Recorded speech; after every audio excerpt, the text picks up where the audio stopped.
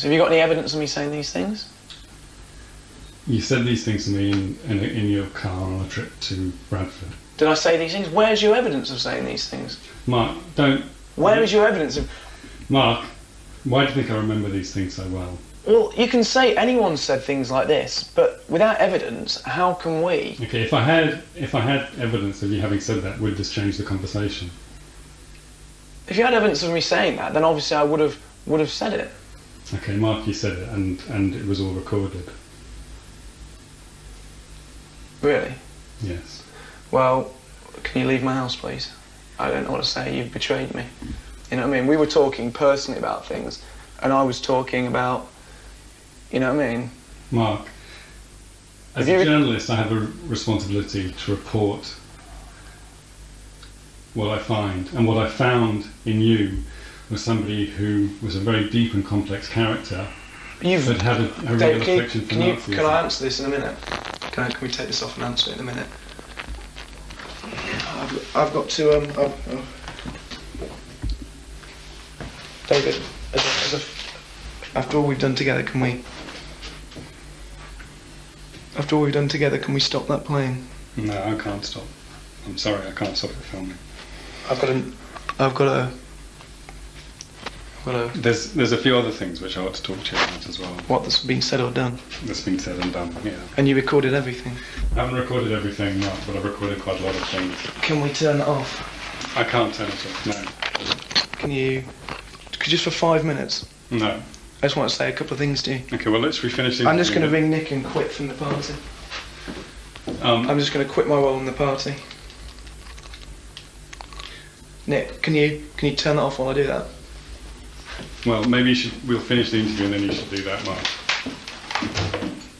Wait. What has Mark Collett done? He did a documentary, Young Nazi and Proud, where he's interviewed by a man the whole time, right? Whole time he's interviewed by a man. The man is filming him like eating a McMuffin in his car. He looks fucking terrible. Collett looks fucking over before he's begun. And then right at the end, they're standing in Mark Collett's living room. And the man that's been interviewing the whole time just says, Mark Collett, I'm a Jew. Mark Collett's face is just one of complete shock. How can anyone have any hopes for Mark Collett when he can't even evict a Jew from his own living room? Who can have any hopes for Mark Collett when he can't do the most basic thing possible?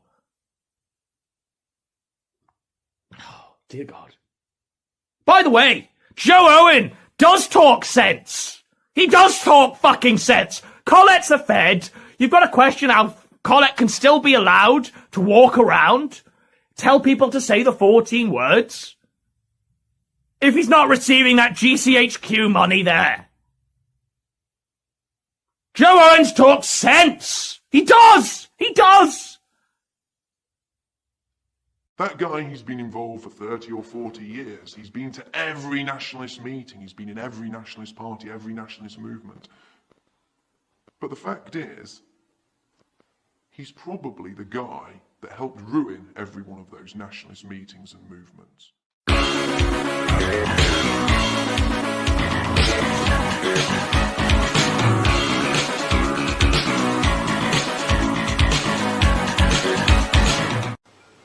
Hello, yes, why did Mark Collett jump ship to Hope Not Hate? That's right, because that's who he works for now. Nick Lowell's Hope Not. After a national rally, we left the meeting hall and took to the streets. We walked to the local police station where we protested for a short period about anti-white racism and anti-white racist attacks. This was a great publicity stunt and we were completely unopposed, so the demo wasn't marred with violence or arrests, despite us being outside the police station. One other thing that did impress me with National Action is that they attempted to be smart, and when they did hold events, they didn't look dishevelled or scruffy, and their numbers weren't made up of the kind of people that have in the past embarrassed nationalism. I believe image is important, and I wholeheartedly support the drive to smarten up our look and get away from the stereotypes that have hounded nationalism in the past. Why? I'll tell you. Okay, I'll say Okay, no, I'll say anything. I'll say anything when he was that age. Okay, so it's a one-off. But when he and I were being brought up for trial under in the Leeds Crown Court case, the free speech case, at one point there, again, because he was so obnoxious, members of our security team said that they weren't prepared to look after Mark Collett. He could walk into court, through the Reds and so on by himself. And Collett said at that stage that if the party wouldn't back him, he would turn Queen's evidence. You said when I've said that, you can go. I can. I believe once he was expelled from the BNP, and that was his time over in a party he'd called family, really. People now he'd known for 10 years, he was like close to them. It was like a family. He felt betrayed and let down. And I believe that's what's happened. And he's ran to Hope Not Hate. Because he's been a weak character. Because the alternative was to go back to Mummy in Leicester. No friends, no job. Mark and Larry Nunn were heavily involved in national action. And they walked away without a scratch. Among the students taking part in boxing class are 2 men linked to NA.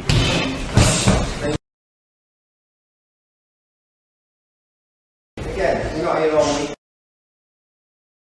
Again, you're not here only. Again, you're not here only. Remember, Matt Collett was... I seen this stuff. Him and a guy called Max Musimo, or his real name is Larry Nunn, they two were doing the ideological training for national action. Can you imagine that? So you're the people who were doing the grooming. You were the people who were promoting a violent Nazi ideology to these kids. Where are those kids now? One's doing 24 year. There's 5 or 6 of them doing 8, 9 year. But he was the ideologue of this banned terror group. And you don't get a tug.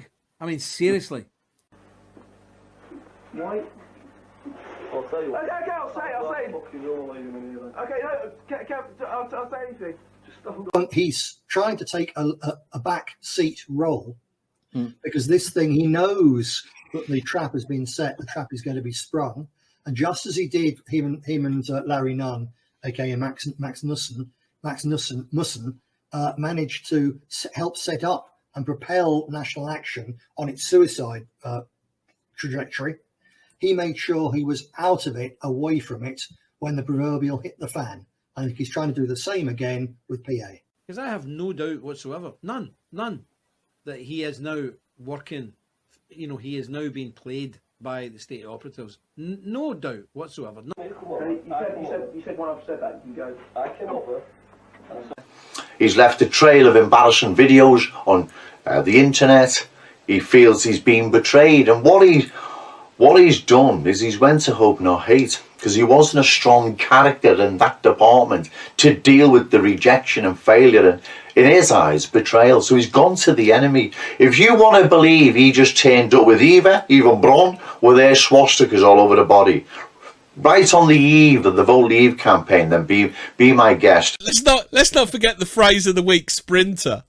Has everyone been on Telegram and seen the phrase of the week, sprinter? Apparently, it was a nickname for Collett from both the BNP and Antifa, weren't it? Yeah, back in the day, because instead of running towards trouble, he always be the first one to run away.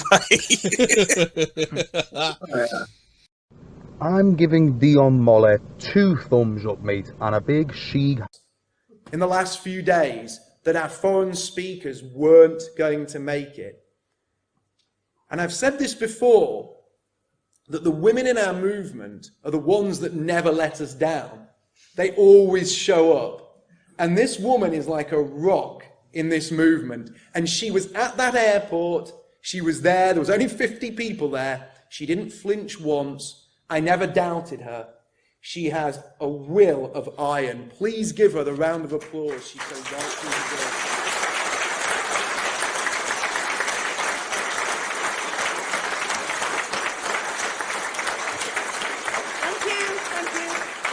Mother. I'm an ex-British police officer. I served as a constable for Leicestershire Constabulary. I have numerous commendations received from senior officers.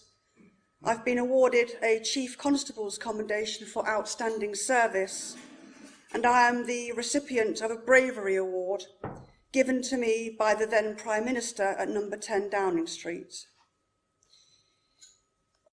As soon as I've finished here, I will be contacting counter-terrorism in London, and I will underline to those people involved that if you dare to send anybody round to anybody's house about this, I swear to God that I will see you in jail. And I fucking well mean it, and I'm sorry for the language, because I'm sick to death of these bottom feeders thinking that they can take the law into their own hands, whether we're talking about Antifa or not. It's not on. I'm giving Dion Molle 2 thumbs up, mate, and a big sheeg. Yo, where you at, Chris? Wanna talk, mate? Have a nice chat with me and you.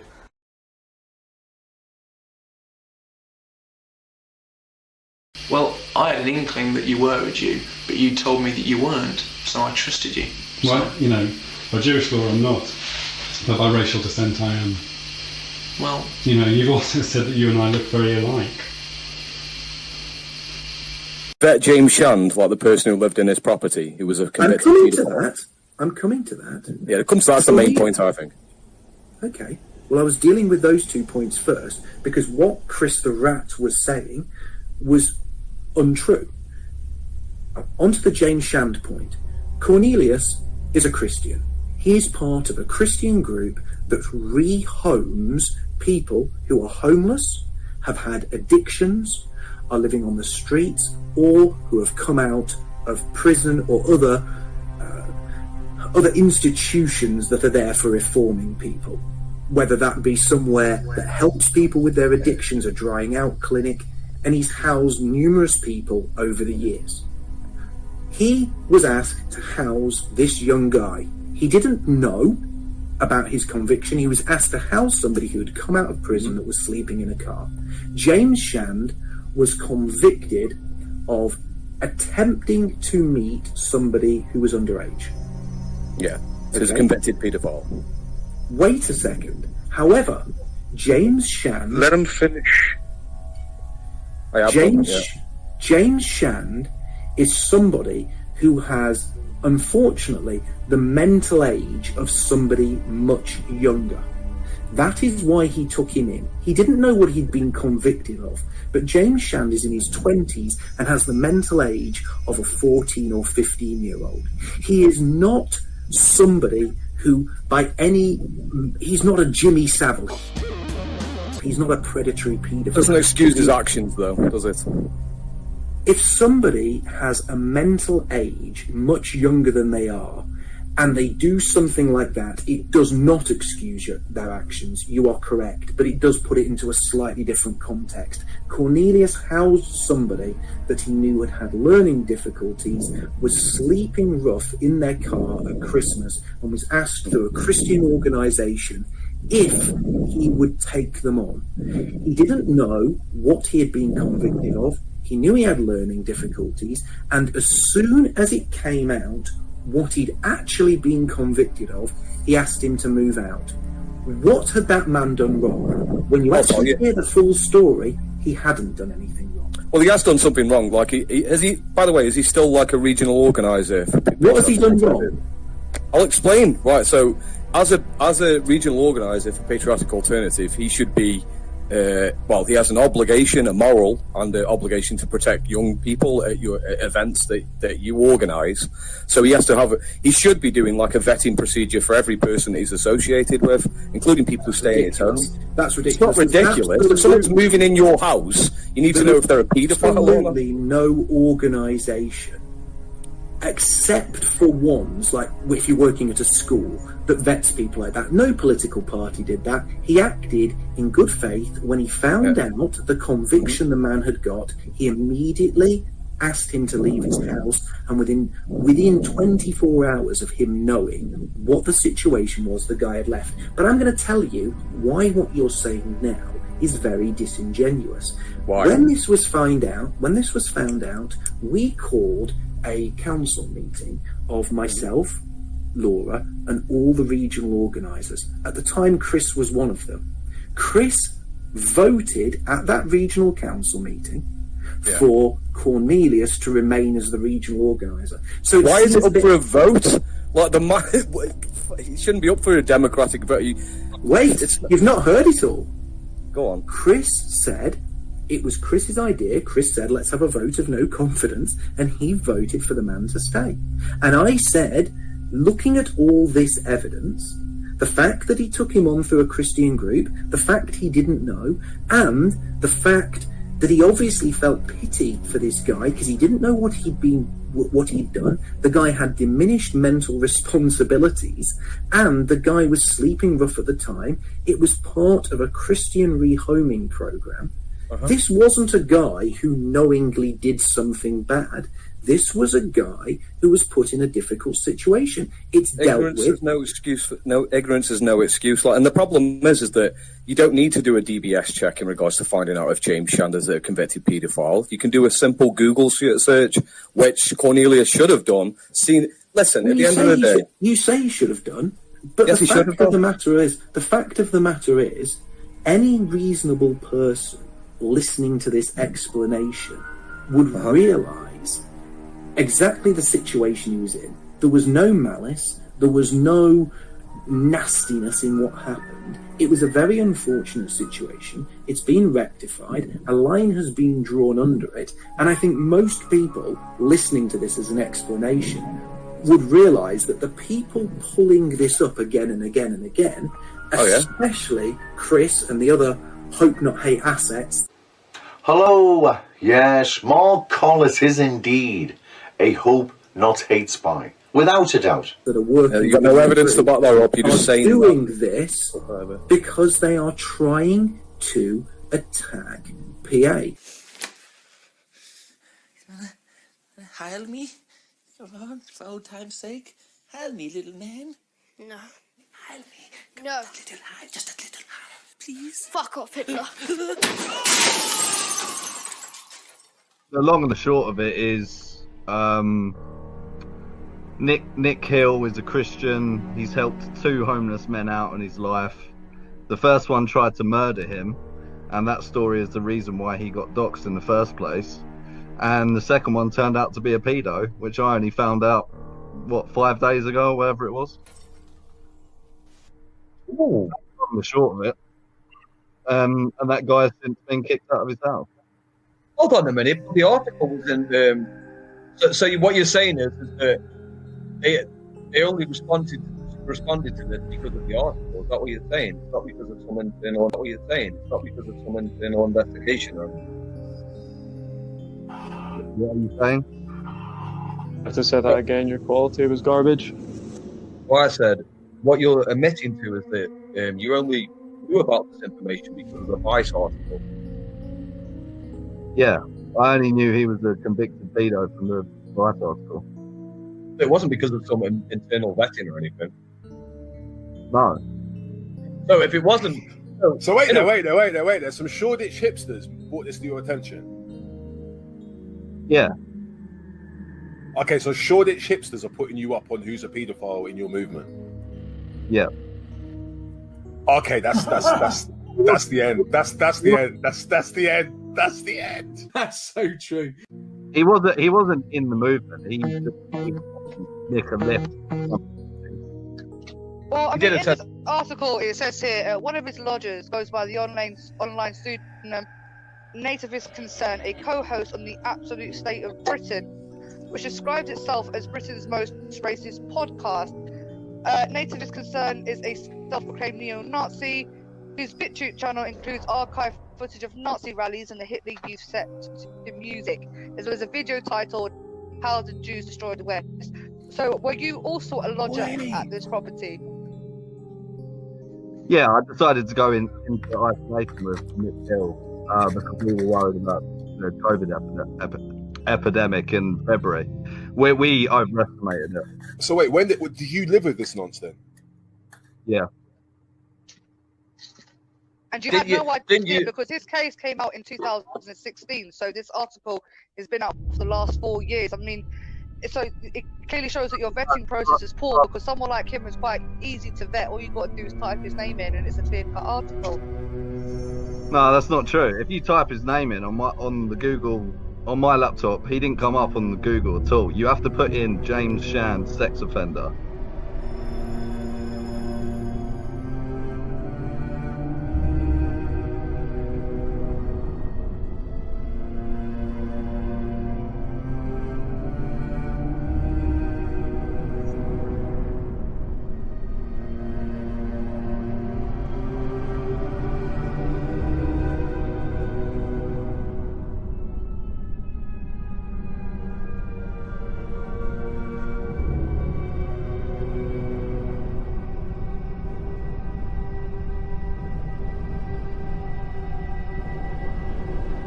Before anything That's his comes name. up. That's his name. James Shand. Yeah. I didn't You even. have to type his name in, and you'll find him. I didn't even know his surname. I thought his But surname. here's the thing. Here's the thing. So, nativist, is it true that James Shand worked for Nick Hill?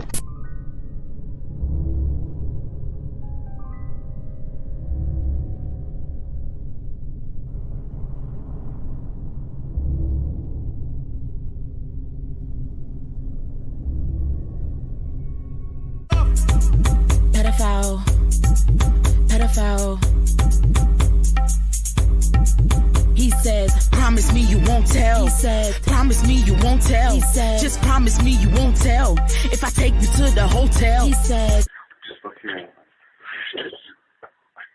No, open your... What are you called again? Mark, something from BNP. See from the BNP. Yeah. From the BNP. This is Steph as well. No, this is Becky. Trying to hide.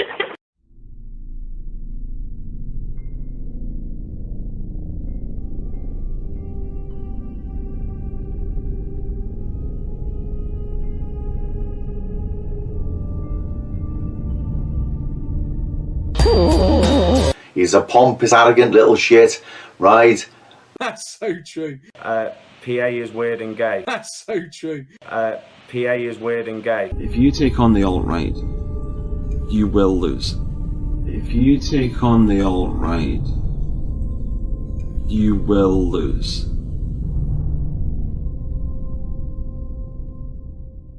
It's a bit weird and a bit peculiar.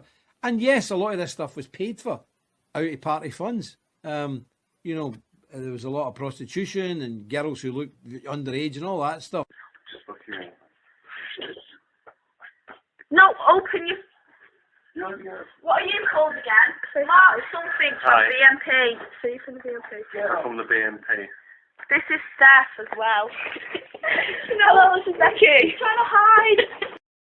This is one of the key things that Kenny Smith and his people demanded that Collett be sacked for, which was bringing 2 underage girls back to a hotel in Blackpool. So this isn't about actually the issue, as I'll explain in a minute. It's not about what happened or didn't happen. It's about what's happened much more recently, is what he's talking about. Because he's now talking about these 2 girls, and he's trying to rewrite the history of it, because it's a long time ago now, to reflect badly on a man who's dead and can't defend himself, and on the British National Party. So it's been said recently by Collett and his supporters, certainly, that all these girls, well, one was 15, underage, one was 18, not underage. And they were at the conference, at the BNP conference with their mother, who was off shagging a bouncer, a member of security. That's the line. Everyone's heard that. Now, the truth is that both of them were 15. And their mother was not there and shagging the bouncer or anything else. They were picked up at an amusement park. What are you called again? Mark, something from BNP. See.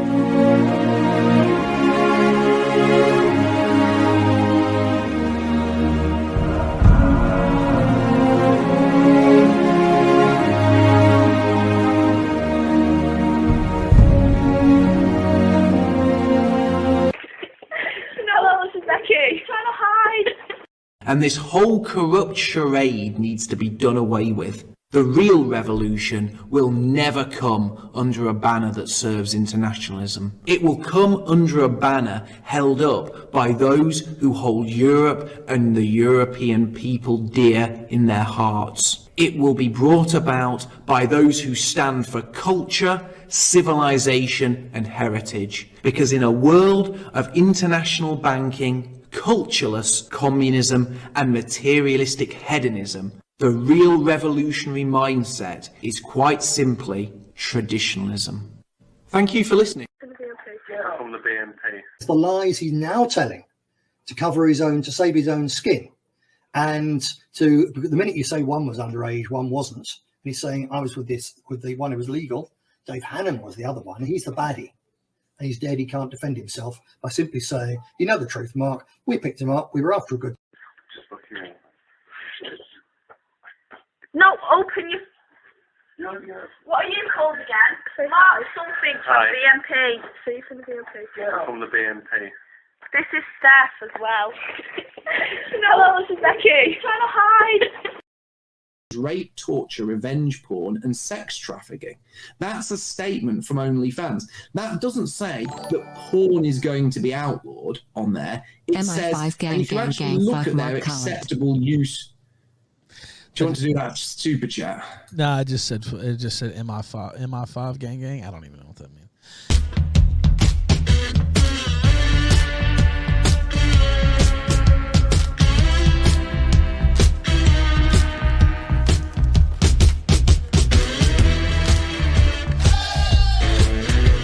That Robbie Mullen was in my gaff, yeah, but I'm not here because I encouraged violence. It's because I refused to open my devices, that was it. Under Schedule 7, which is an offence. Mate, I don't know. I genuinely don't know. Would I like to go back to the UK? Yeah, of course I would. Of course, that's where I was fucking born. That's where I want to die. That's where I want to live out me fucking me life. I'd like to help. I mean, the only fucking activism I can do is on fucking Telegram and on these fucking streams. So it's not even, you know, it's nothing compared to fucking what we could be doing back home. Because I don't want to go to jug while my little girls are still not even fucking. Why would you go prison exactly? Right, I got pulled going into the UK for me mate's wedding. I didn't know I was on some sort of list at this point, and they told me to open my phone, and I had a GoPro as well, and they told me to open that, and I had a laptop, and they told me to open that, and I refused. And when you get pulled under Section 7 of the Terrorism Act, you're not allowed to have a solicitor present. So there's no warrant in you currently, no? No, what happened? I'm not 110% sure how it works. How did Paul Golding get around it then? If you can't get around it, Paul Golding, he went to court. He went to court. I think he got a no further action. I think that Ashley said. I think he got no further action, but I'm not 100% sure on his case. And it's a bit different with Paul Golding. Paul Golding is a member of a Zionist organisation. I wasn't.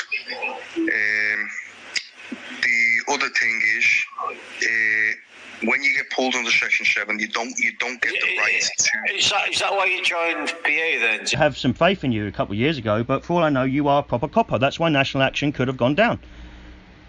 Because you have fled, and Chris has told us you were flying around places like Dubai or Arab Emirates or wherever. We know that you've got some wedge, mate. You went on the run and you got some wedge in your pocket.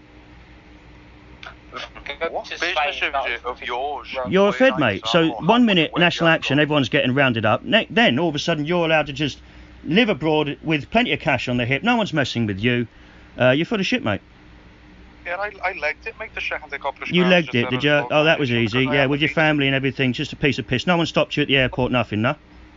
Well, what they do is, Vin, they come to your house and they say, your group is about to be prescribed as a terrorist organisation. You have until the 16th of December to not be a member anymore, because anybody who is a member after that date is a member of a terrorist organisation. So you didn't just leave the membership and live your life in your own country? No, I never. We So wait, you're telling me you had a get out clause, you could have renamed it or started a new organisation, but you fucked off all the same. Is that what you're telling me? Yeah, they did rename it. They renamed it. So why are you in Spain then, Charlie? They did rename it. So why are you in Spain then? I'll tell you if you let me. Hurry up. Get me words on. Would you like to hear what my answer to your question? You're sitting there thinking, aren't you? I'm not thinking about fuck all. You know? I'm very suspicious of you, Charlie, mate. So what you're telling me is all you had to do was say, OK, I'm no longer in that organisation, and you wouldn't have to rip your wife and children away from their country. Is that what you're telling me, Charles? We were going to move to Spain anyway. I used as an excuse to Spain. So it's an excuse you didn't have to flee? Well, no, I didn't at that time. So that's all bollocks then? So that's all been bollocks? So the whole time you've been saying you had to flee is bollocks? Is that what you're telling me? Do you want the actual answer to the question that Hurry up. Or do you want to just keep talking over me? Vinny, you're such a cunt. So we come over to So's your Spain, mum. we were here for about a year. And then after being here for about a year, my mate was getting married. Long story, he was getting married in Cyprus. There's no direct flight from Spain to Cyprus, so we had to fly through the UK. So we get off the flight in the UK, and we get detained. Me and my bed. And they said, you're fucking detained under Schedule 7 of the Terrorism Act, blah, blah, blah, blah, blah. Open your fucking phones, and I had GoPro as well for the wedding. She said, open your phones and your devices. Long story this, so I'm not going to tell it all right now. I'll tell it all the time. I've told it fucking time and again. But no, I you ain't. refused to open the devices because they kept the kids in a separate room to me and my bed. And when I found that out, I refused to open the devices, refused to give them biometric data. Just fucking told them to fuck off, basically. Open me suitcase. But this is once you're abroad, where you didn't have to go, isn't it? Lay down in the living.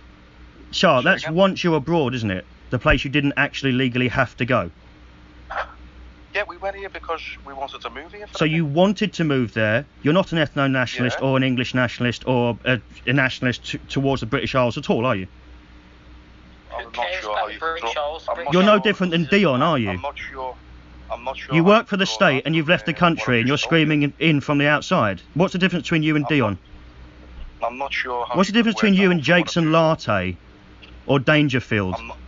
I'm not sure where out. I've just told you. You're making very, very strange inferences from the information that you've been given. No. I've now discovered, which you've never made clear, that you didn't have to flee, and that's all bollocks. So thank you very much for this, Char. And if you do decide to go on record, I will be waiting with lots and lots of stuff. And I really appreciate this phone call. An entrapment agent that's asking someone honest questions. That makes no sense. Right, so thank you very much for this wonderful recording, Charlie. That Robbie Mullen was in my gaff, yeah, but I'm not here because I encouraged violence. It's because I refused to open my devices, that was it. Under Schedule 7, which is an offence.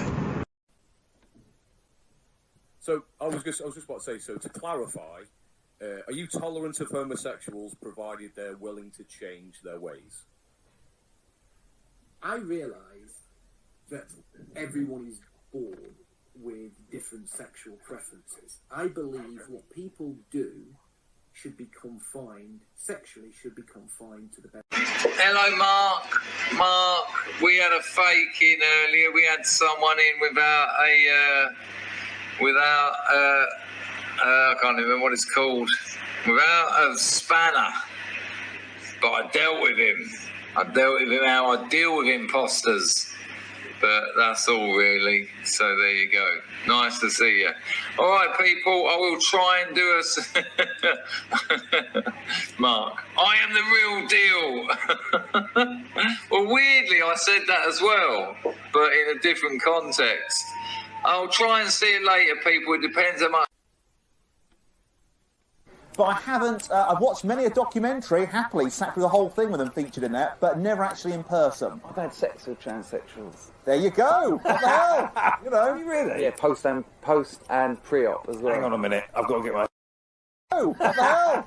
You know, really? Yeah, post and pre-op as well. Hang on a minute, I've got to get my head around this. So a pre-op looks like what? A pre-op's still got a penis. If it's a man becoming a woman, obviously, and a post-op, after operation, has no penis, has a crafted vagina. Goodness me, you've seen worlds that we could only, I don't even think my imagination summoned Well, them, really. all that money you spent on cereals, you know, now you're saving it, you should invest it maybe in a trans. And how was it? it was madness because we ended up having a fight whilst we carried on having. She started sucking my penis. Yeah. But then went for me, went for my proper punch in the face or something. Why? I have no idea. I mean, I think a lot of people I've met in the sex industry, not all, hashtag not all, a lot of them have got sexual traumas, and a lot of them I think are trying to somehow, work through that in the real world, in the present situation. Right. Okay. But it was shocking. Just bang. I mean, a man's arm with fingernails on is a dangerous weapon. Really So is. when you witnessed the penis, what? How did you react? Did you go? Well, this is a weird thing because from the penis up, one of the hottest women I've ever seen. Seriously, absolutely beautiful. There's a funny end to this though. So we had this sort of sex, and as we're having sex, it became it. That was just a mistake. So we can all do it, David. She became more masculine. The male veins come up on the neck. Oh, the big trap muscles got bigger. Here we go, mate. Transforming. Absolutely became more masculine. You can have all the hormones in the world, but your sweat is quite masculine. You're going to cough and you're going to grunt. Appears and all that. Right. You're going to grunt like a man and all this. When I'd finished, and it was me that finished, I come. Yes. Afterwards, I didn't know what to do, and I sort of patted him on the back. Nice one, mate. Did you know what happened at the football the weekend? I got all sort of masculine on it, Right, Scrubs, if you don't know, we're doing a new gallery. Please, you listen to nothing else I say today, listen to this. We're doing another gallery. You have to send in a photograph of yourself when you were younger. Now, it can be you as a baby, it can be you as a 4 or 5 year old. The funny ones are going to be you as teenagers. Because that's when you're going to have the nasty haircuts, that's when you're going to have the ridiculous clothes, but also you won't be doxing yourselves. And then when I've got them all in, we'll go through them like we do the drawings, and the Scrubs have to try and guess who they are. So if you can get an old photo of you in the subject, right, put photo. So in the subject, put photo. And then I don't have to look at it, and I can just file it away with all the others, and then we can all look at them together. It just allows me to organise the gallery entries better. So put photo in the subject and upload the picture. And in about a week, we've got about a week, Mick. So it's Thursday today. We'll do them next Thursday. We'll do the photo gallery next Thursday. So send photographs of yourself when you were younger, looking ridiculous. And it should be good fun. What will happen to the white race in America if Trump loses? Well, Going back to the massage, have you ever thought about going for a naughty massage? Have you ever gone for a naughty massage? I've done an Edinburgh show called How I Spent £150,000 on Chinese massage. Okay, now, this is why we are sure. Did you really? Yes, mate. A whole hour on it? I didn't do it in the end because the trials. What? Yeah, I got in a bit of trouble. What happened? They asked me if I could not do that because it was exposing the fact that the over 100 Chinese massage shops in Soho are all brothels. Goodness me, that really is looking underneath the curtain, isn't it? Under the curtain. Yeah, indeed, of what's happening. It's like the bit in The Wizard of Oz. You are quite right, but you haven't got a wise man there. Did you say you spent £150,000? Yeah, I was seeing like 2 or 3 a day. What, masseurs? Yeah. Wow. Does it become like an addiction? Yeah, I tell you what, I just come out of rehab, and I was clean for the first time in 20 years. Right. And I had issues I hadn't dealt with, and so I moved from narcotics into prostitutes. There, it is essential that you donate money to this channel now, more than ever. It is more than ever essential that you give me money now for the work I do on this channel, if you enjoy it. Because you and I know that it pisses them off. Now, I know that I get a bit more out of that than you do, but £1 each, £2 each, lovely, lovely. Send them batty, it does. While they're sitting there stabbing their pot noodles all over their 1965 porn mags. Crosswits. Is it true you had sex with a dog? Let me tell you what happened. I did have a canine reverse onto my penis. Now, that's not the same as coitus, and there was certainly no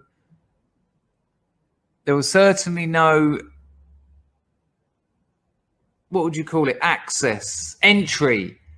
And also, I don't know if it was a boy dog or a girl dog, so it might have just been sort of glands close to anus. But I didn't actually penetrate it. I used to do a bit on stage where I used to deliberately upset people by telling them I fucked a dog. But no, not my cup of tea, really.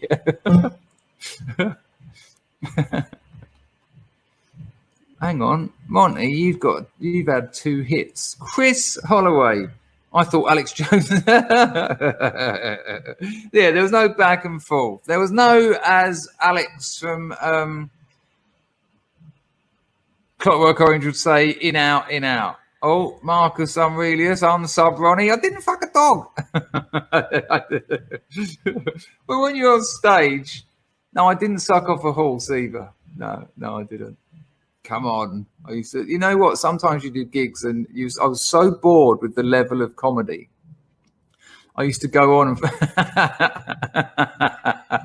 I wish I'd have known. I wish I should have said that at the time. It's so weird to see so many people in the chat writing penetration. Thanks for helping me out. Thanks for the help.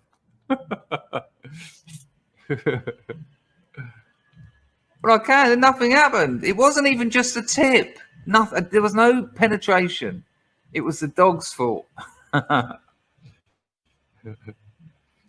on. Look at what's this? I was out of rehab for a while. And I thought I don't want a girlfriend, and there was an incident with a dog, an actual dog penetration. I fucked a dog. The situation leading up to it.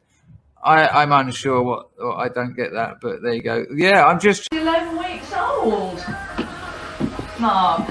Don't film now. Yeah, go on. It's nice. They're not dressed smart enough. I don't believe he's saying that about me. I'm not dressed smart enough. Knowing they were close, I'd been keen to meet them.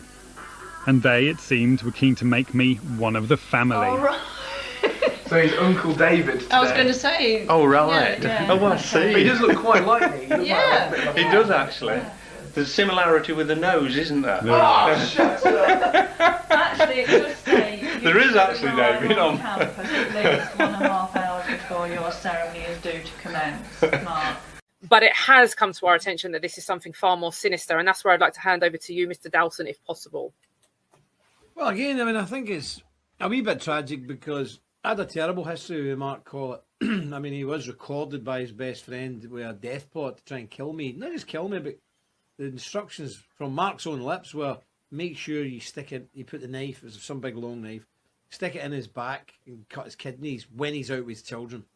Don't do it up an alley when Dowson's out wandering about drunk, as once was known. But no, make sure he's out with his kids and kill him then, and then phone me with the code word that the job's done. Now, this is not my opinion. This was on a tape. I've heard the tape. The police heard the tape. The police went and arrested Mr. Collett and threw him in jail for a few days, and then nothing happened. This was recorded. And the person who there was 10,000 euros floating about, that was retrieved and all the rest of it. And nothing else happened. So make of that what you will. I know about that time, because of the stress and the hassle, I was in Spain at the time, we had the Guardia Civil up at my door and all this. My wife had a miscarriage, and that was really our last chance of having a final child, because God had blessed us before, but we're getting on a bit. So, despite all of that, I don't hate him. I've never hated him. I think it's a bit tragic, and I still think it's tragic. I mean, he wrote his book, he wrote me a very personal message in that book, which I won't repeat because it's private. So I feel a wee bit, sorry to be too strong a word, but I feel aggrieved that he's got himself into this pickle, because I have no doubt whatsoever, none, that he is now working, he is now being played by the state operatives. No doubt whatsoever, none, not a sentiment of doubt. In front of his kids as well. Is that true? Yes, yeah, it's absolutely true. But that's the version that we heard. Now, the police apparently received a version which it's claimed didn't have that in it. So, which you didn't know at the time. So we didn't take this to the police. Someone else sent it to the police. And I'm not sure that the police had the version that we had. And certainly we were told that the police had refused to take action in the end because it was clear the tape had been doctored, which it had been to protect the person who'd actually recorded it and sent it in. So it's all rather murky, but I recognise Collett's voice, and I know what he said, and I know that he was deadly serious. Let me just take it a few days before he was arrested. Let's go back a few days before he was arrested, probably early April, late March. He visited me here in Liverpool, come out with this harebrained scheme that was that stupid. I just sent him back to Leeds and said, behave yourself. He then rang me again, told me he's going to visit Dave Hannam. I told him not to. Against my better judgment, he visits Hannam and Hannam records him. According to what I'm made to believe, he recorded him threatening Griffin and Dowson and whatever. But anyway, according to Collett, right, that the police didn't pursue it because Hannam had chopped bits and bobs out the conversation he'd recorded because he didn't want Griffin to hear what he'd been saying, or should I say, his corruption within the BNP. They were all at it, including Collett. But anyway, so because he'd messed with it, the original evidence had been tampered with. So I'm made to believe, and that's why it wasn't pursued. Now, I may be wrong. He may have been caught bang to rights and done a deal. I don't... Mine. 37 gang, fuck Collett. I knew it would. Damn it. I fucking told you. Oh, here it is. 27 gang. For God's sakes. We are here with the incredible Ralph from Right Reaction. You know him from Speaker's Corner, and we will be introducing him later on in the show. But there are... We have now formed a nationalist party called the Patriotic Alternative, spearheaded by Mark Collett and Laura Towler. And what we're doing today is announcing this party to England and the rest of the world. Well, she's half British, is she not? Having a chat with a Muslim, and he invited you to this house to have a go. It's a location to have a go on this groomed woman that you had. And you use this as a story to be like, hey, like Muslims tell me things because. No, that just came up anecdotally. I don't use that in any repeated form. I use ONS data statistics. Did you do anything to protect this woman or any of the women? I spoke to other people I knew about it. Okay, what happened? I'd rather. That's not something we should be discussing. That's a disservice. Did you inform the police? Not the police. Why didn't you inform the police? Because the other people, they work in different communities. There's nothing left but the fire in my chest and the air that fills my lungs. I'll hold my tears and trade my ears for a glimpse at kingdom come. On the other side of misery, there's a world we long to see. The strife we share will take us there to relief and sovereignty. Oh my God, we'll have our home again. My God, we'll have our home. My blood or sweat will get there yet. My God, we'll have our home. In our own towns, we're foreigners now. Our names are spat and cursed. The headline smack of another. But I think it's wrong to say Ralph is an ethno-nationalist. I'm not an ethno-nationalist. I'm a Christian nationalist. Which is different. Right. So ethno-nationalism without Christ is tribalism. Tribalism will lose to something stronger than it. There's nothing stronger than Christ or even Islam. My understanding Okay, I'm going to make it simple. If this country became 99% white and was not Christian, it is of no concern to me. If it remains Christian and to restore Christendom, then I care about its Christian boundary. Let's put it in. Let's literally put it. Let's put it in black and white terms. Ralph. Let me specify. What about if it was 99% non-white, but it was Christian? It was all Christian. It would still be a Christian brothers and that. You'd be happy for that. If we have Christians everywhere in England, praise be to the Lord. Oh my days. There you go. You see, Ralph is just a shock jockey. I mean, if a Nigerian brother is a Christian brother, Let's be clear, and I want to say this really clearly, especially if there are any... Cool. No, Leon, I want to say something. I'm involved. The Christian movement, and this might be a more interesting thing, has to define a political model of Christendom that transcends the nation state. How best do we organize politically to protect our brothers in Christ? And I don't care if they're black, white, blue, or yellow, if they believe that Jesus Christ died for our sins and rose on the third day. He's my brother first. So let's just cut to the quick. Let's just Christians? Yeah, you want Christians in? Yeah, I'd be happy to take in Christian refugees. Absolutely. Amen. Yeah, but the thing is, non-Christians out. The thing is, let's be clear. Like Ralph, and I just to knock this out of the park once and for all, if we could have a black Britain that was fully Christian, would you prefer that over a white Britain that wasn't? I would choose a black Christian. I would choose Christianity over white. There you go. He's not an ethno-nationalist. I'm not an ethno-nationalist. He's a Christian nationalist. And the ethno-nationalists cannot claim to own England. No, not without Christ. The BNP cannot speak for English people because they want to reduce Christianity to simply a series of cultural festivals rather than a dynamic, transformative faith in the risen Lord Jesus Christ. Britain is of no consequence. The United Kingdom is of no consequence. Let them fall. I think we need to get the context of the Hebrew. I thought you were going to check them out. It's not a Christian, so that's just anti-Semitism. So we'll do a few tests first. So, Well, the Semites are the Arabs, then 97% of the Israeli DNA doesn't come from the Middle East. No, because So that's why are you so Jews obsessed to the with left. Jews? I'm not obsessed with Jews. I'm obsessed with doing the right. Yeah, he's obsessed with the truth. Yeah, Are you the an truth. ethno-nationalist? Huh? Are you an ethno-nationalist? An anti-nationalist. An ethno-nationalist? I ain't just Jews, just Christian. You're not a Christian and you're not an ethno-nationalist. You're just basically anti-Semitic. Well, that's your words. You're anti-Semitic. No, not. I believe in protecting the Jewish people until the end. The by Jewish force. people aren't Semitic. Their DNA I didn't doesn't say come from Semitic. I said the Jewish people. That is pretty good. They don't come from the Middle East. No, but I didn't say that. I said the Jewish people. We should defend them until the end days, using force. Well, she's half British, is she not? And Mark, like, I won't even say what you want to do. I can't even remember the names of all the people I had sex with. This is during my gay phase when I was 17.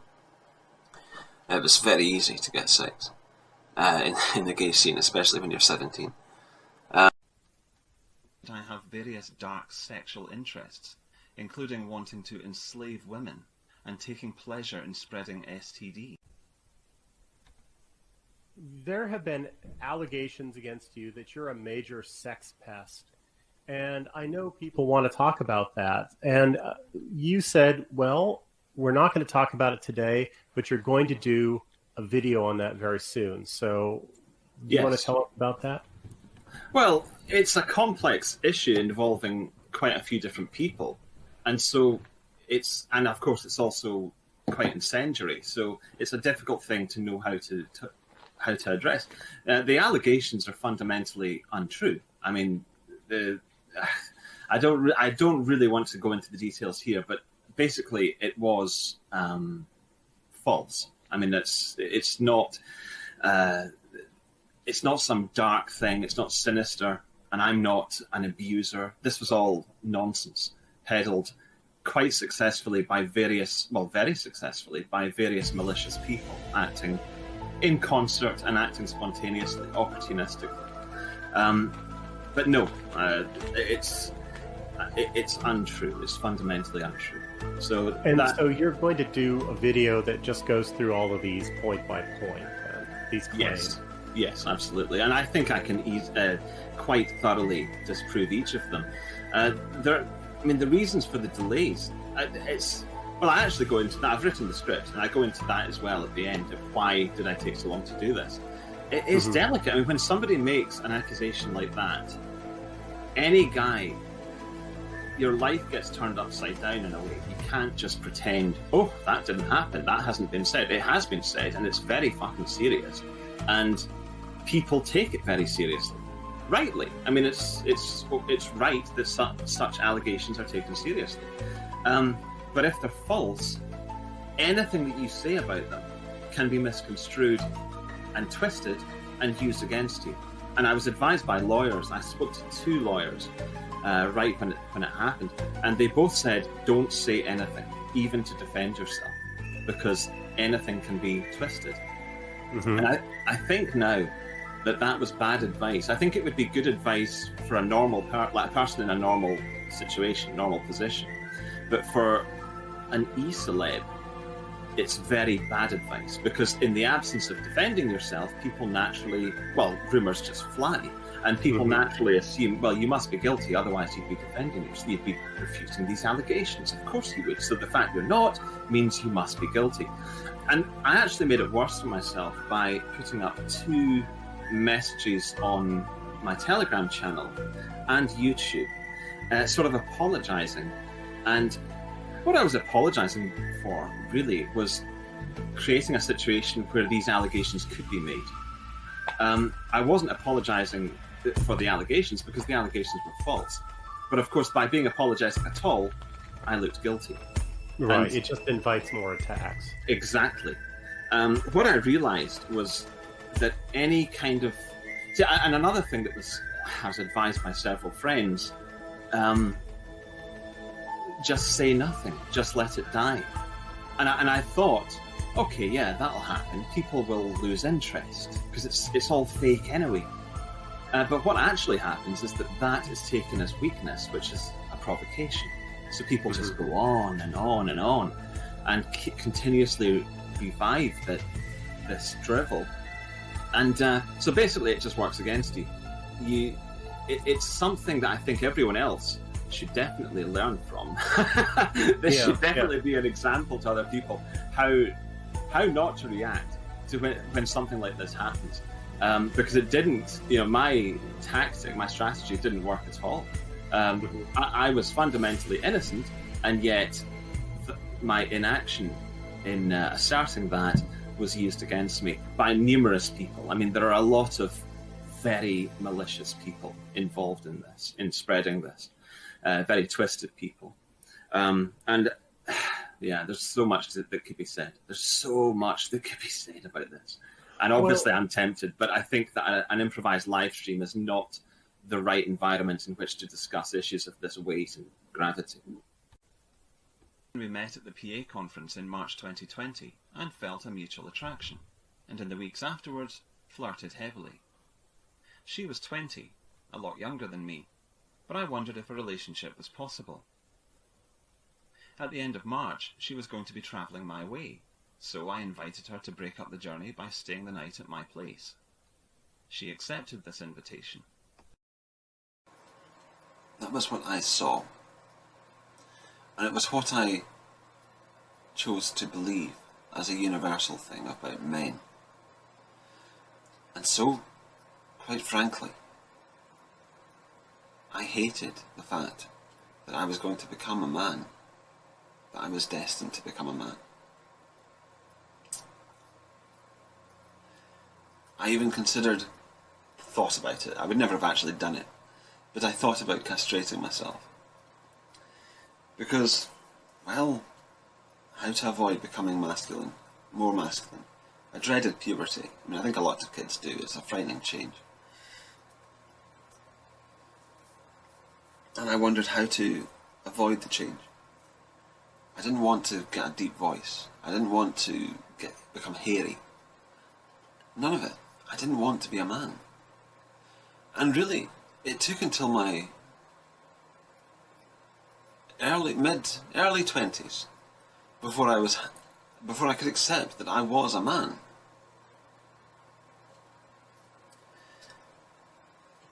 Should I bother worrying about moral, in speech marks, worrying about moral values, if it doesn't really hurt anyone else? And apparently by moral she is mainly referring to sexual morality. Interestingly, this is quite apt because about a year ago now I did a video specifically about this. Well, I did several videos about this. And also there was another one about bestiality. And don't be scared, but that is a subject that fascinates me because you can't explain, and this is kind of difficult, you can't really explain why bestiality is wrong. Can anyone? I'll shoot your answers down if you do, because I've gone through them all. Homophobic? Well,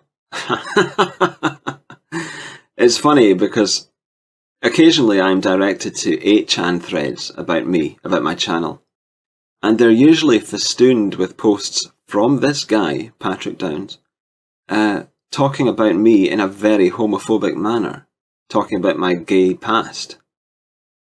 Because you see, Nick, I do have a gay past. I mean, to be quite categorical about it, I've kissed men on the lips, for real. And I don't know if that means that does that disqualify me from being homophobic? I think it probably does, especially as I'm not falling over myself to condemn my younger self or dissociate myself from those activities. It doesn't work like that in the real world, Nick. I mean, it's pathetic to say that, well, he was like that once, but now he's turned a leaf and he's turned into a homophobe.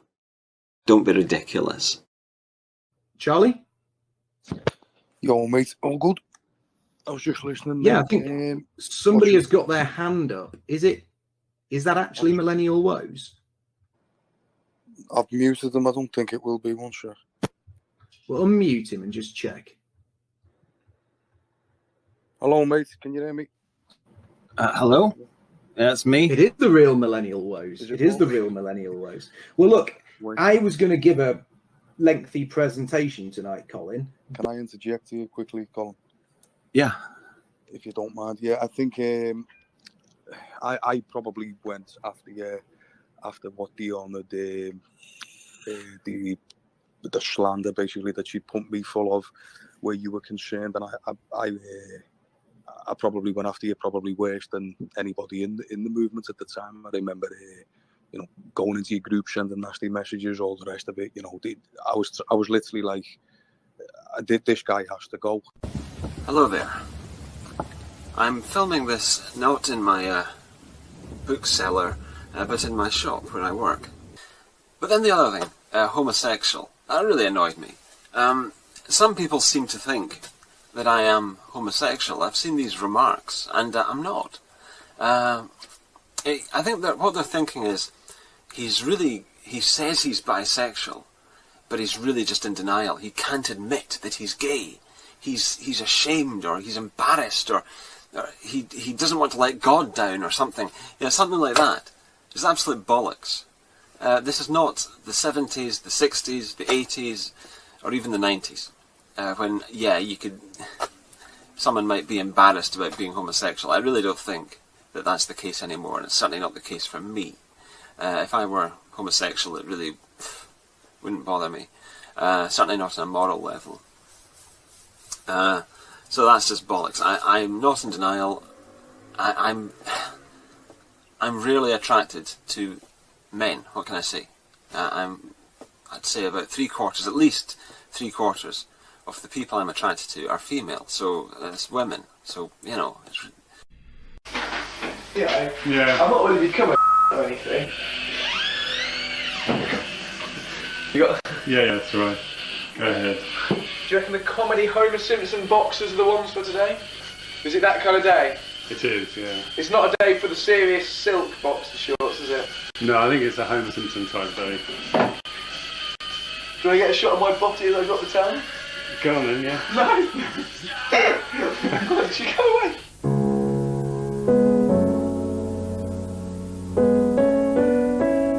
I've mentioned earlier, near the start of this, about how he stole thousands of pounds to the British National Party. I've got some on that. I've got some sleazy stuff. We can go into that if you want.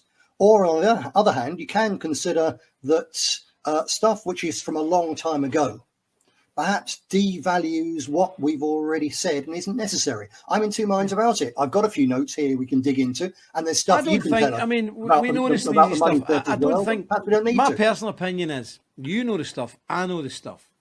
Yeah. Remember, we copied his hard drive. Some of it is deeply. So Kenny was in a very important position there, and for quite some time, because sending out all those snail mail bulletins, thousands and thousands of them, costs a lot of second-class stamps. And if we weren't using stamps, so many you couldn't stick stamps on all these. So we're using the franking system, connected directly to the post office. And near the later stages of this, Kenny quietly said to me, "We're not paying for this. I've got some kind of deal with a mate." Which I thought, well, this is rather strange. We'll see what happens here. Anyway, a couple of months later, when it all came to a head, he said, "Look, you can't get rid of me because we've got £20,000 worth of postage outstanding, which hasn't been paid for bulletins which have gone out over the last few months. So if you get rid of me, you're going to have to pay that 20,000 quid. And in future, with all this chaos, and obviously the minute you get factional problems, your income crashes through the floor because people are upset. With all this chaos, you're not only going to have to pay the 20 grand back to the post office, you're also going to have to pay thousands of pounds each month to send out your members' bulletin. Can't get rid of me, get rid of Collett." So again, no. Even if he was right on Collett, I cannot give way as the party leader to that kind of blackmail. So I try to preempt it by contacting the post office and say, "Look, we got problems with a rogue employee. We thought he was paying our money to you. Turns out somehow he hasn't been. It's some kind of deal with some crook in the post office. Please look into it. Tell us how much we owe you. And we can't pay you back all at once, but we will pay you back." So that's what I did to cover the party's backside. And the post office thanked me for this information and went away for a couple of weeks and came back to me and said, "We've looked into this. There is absolutely no truth in this. There's no possibility of what you've described having gone on. Don't worry, you don't owe us a penny. We don't know what's gone on, but it's nothing to do with the post office." So somebody had paid Kenny Smith £20,000, that's about nearly £30,000 in modern money, £20,000, £30,000 now, to make himself indispensable to the British National Party. It's not his granny, it's not him, he didn't have to piss in. Someone gave him that money to make himself indispensable. The money stuff, you know the history I had with Mr. Collett. I was forever gone mental because we were paying too much for this and too much for that, and it was all getting funneled through his company. So this kind of virtuous thing that says, "I never asked for money," Dowson's always asking for money. Yeah, I ask for money because I don't steal money. That's the reason for that. I think we've shown real honesty, openness, a complete lack of grifting. We've shown major progress in our first year. Out of that, the only person who's taken any wages out of PA is Laura. She admitted that. So at PA, nobody takes a salary. Everyone works for free, including me and Mark. We don't. Hello everyone and welcome to PWR. I am the American co-host No White Guild, and this is a white positivity sphere where we discuss white well-being. And please buy my comedy book, link in the description. Also donate through super chats, but we will only read the ones we like. Now, I shall pass it over to our magnificent leader Mark Collett. In the interests of white well-being, I hand it over to you, Mark.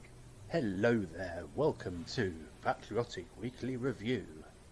Here I am with my hand-selected guests of our sniffers, who never criticise me at all, and we are going to have a lovely time of 2 hours of saying how...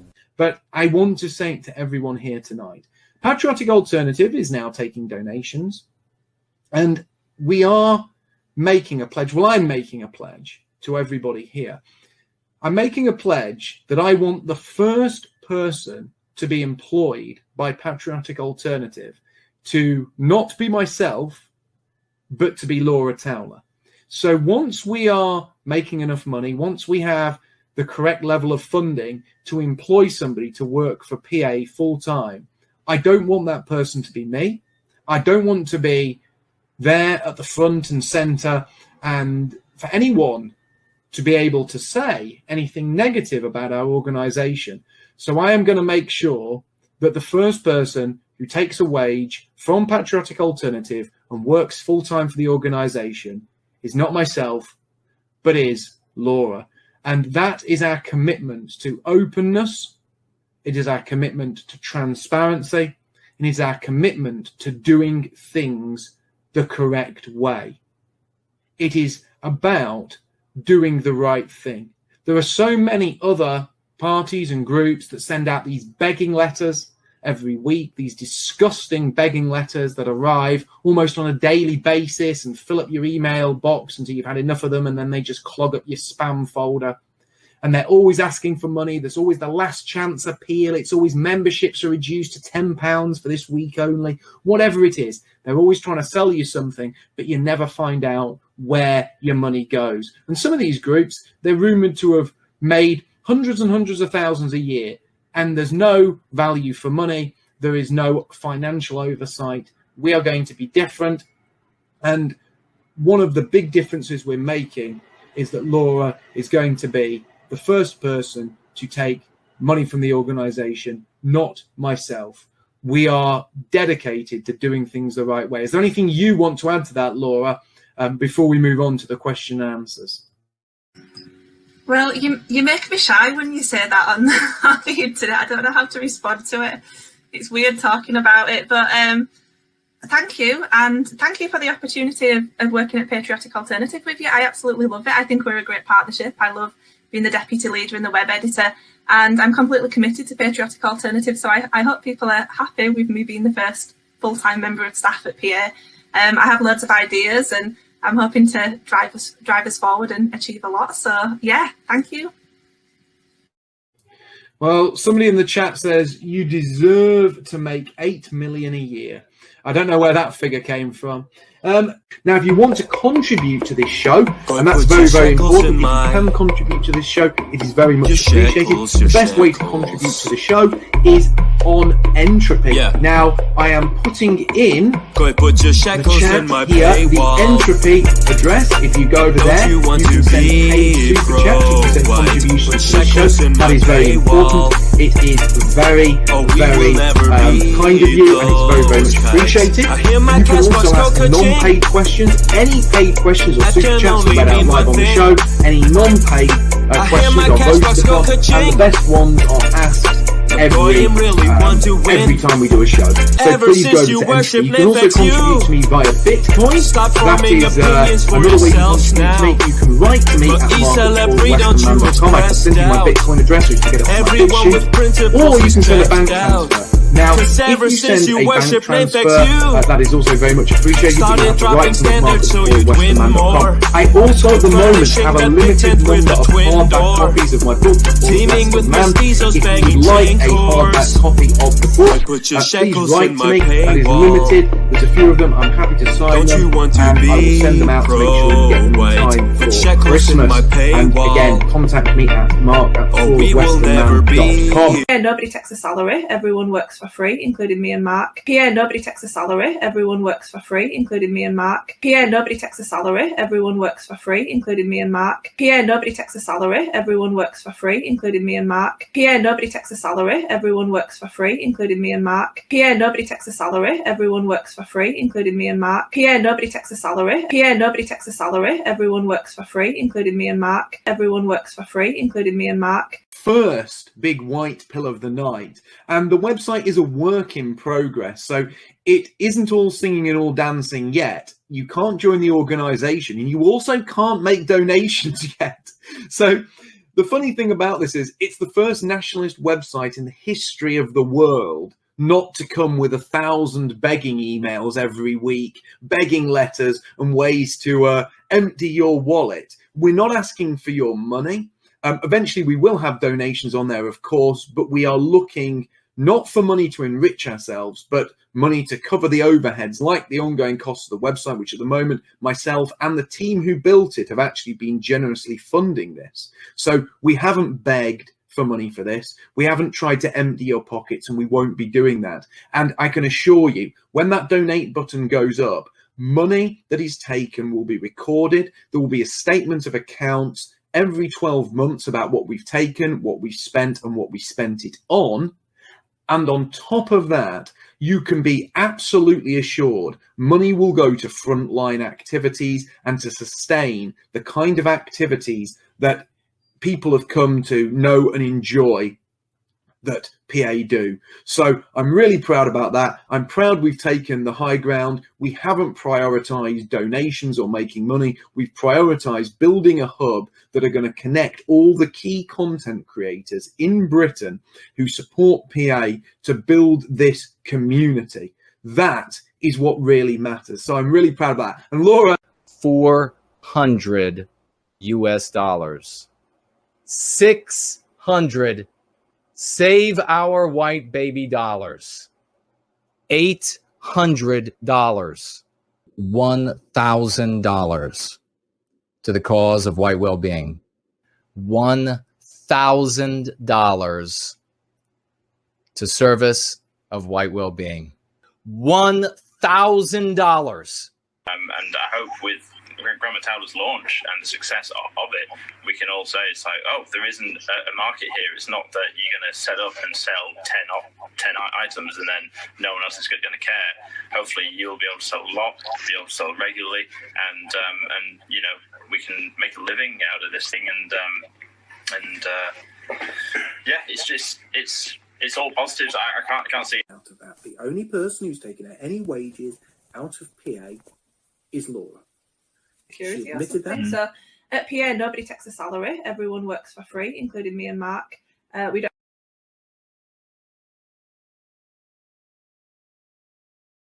My last straw was, all right, okay, when PA sent me a message and said to me, all right, okay, can you donate to us?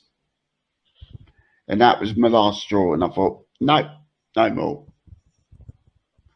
I've given a lot of money to a lot of different people, hoping, right, okay, they could make my life better. And it's never come to it. Never once. Mark Collett, back then and now, right, couldn't find sleep, lick a stamp, or put the cat out. And I think he'd admit that himself. It was me that leaked it, and that they had got a spreadsheet with my name on it as disputes. For like Brutus gay boy bands, they're running around because, to paraphrase Mike Tyson, everyone's got a plan until you're doxed in the face, mate. Once I see exactly what you look like, you're no longer Brutus the British Slayer. You're this fucking guy, all right, mate. Right? So I think that's going to be quite interesting to see that play out. That's saying you do not trust us. If that's fine, no bother, we will not come up, because I ain't fucking showing ID like that. Called Sadie Graham. She was given the whole British National Party membership list by Kenny Smith. Now, people talk about doxing when it's 10s and 20s up in Scotland. They get very upset about it. Sadie Graham, with the full support of every single person in that anti-Mark Collett faction, leaked the BNP membership list. The biggest doxing in British nationalist history. And people did lose their jobs. People did lose their businesses. People did lose their houses and their wives and their families. And people did have paint stripper poured over their cars and all the rest of it. It was really, really nasty for a lot of people. And that was Kenny Smith responsible for that doxing. And this is the man who Mark Collett is brought in quite inexplicably, because PA doesn't have a membership. He doesn't have cards and bulletins and all the rest of it. Something that actually requires a machine and people. It's very amorphous. So inexplicably, he's brought in this man he knows is directly responsible for the worst doxing in British nationalist history. We have this guy's picture. We have met this guy. So please just keep your counts in the house in Spain when the membership list was leaked, and Nick phoned me up crazy o'clock in the morning and told me what happened. This wasn't doxing. This was people's names, addresses, phone numbers, where they worked, how much money they donated. Hundreds of people lost their jobs and their wives or their husbands and had to move house and all the rest of it. It was almost despicable. I mean, in Belfast, we'd have dealt with these list leakers in a very different way, as you can imagine. This was an act of traitorism on an epic scale. And I was there for 2 days trying to field the phone calls of panicked old ladies and policemen and prison officers, and having to tell them, you're going to lose your job, is the way it is. It was the most horrific experience, one of the most horrific experiences I've ever had to live through. Yeah. Kenny Smith did that. He gave that to Sadie Graham. And Mark Collett has now got this guy handling PA's data. I mean... But this is a problem. There's people who panicking like him. He said, oh, people are getting doxed. So, you know, if this hadn't grinded for another 4 months, you know, I wouldn't have lost sleep. We had a legal case going on against Kenny Smith and his faction over their illicit use of our list. And the case they were going to lose because they were using it illicitly. And the case ground to a halt in the end because it became what's known in legal terms as OTOs, i.e. irrelevant, when the list was leaked. So everybody then had it. So we couldn't say they couldn't use it when anybody had it.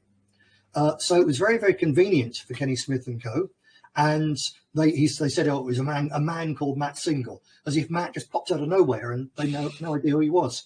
He was living with Sadie Graham, who was the right-hand woman of Kenny Smith in this faction. It was Kenny in Scotland and Sadie Graham in the East Midlands. And they were the two linchpins, other people involved, they were the linchpins of the faction. And Matt Single was her live-in boyfriend. So, of course, he was part of it. And it was what they haven't told you is just how convenient it was to that faction that Matt Single leaked that then, because it ground the whole thing to ground the legal case to a halt. So they walked away scot-free, having done immense damage to the party and, more importantly, to the individuals. The Tabby situation. People say, oh, you need to prove to us that she's not red.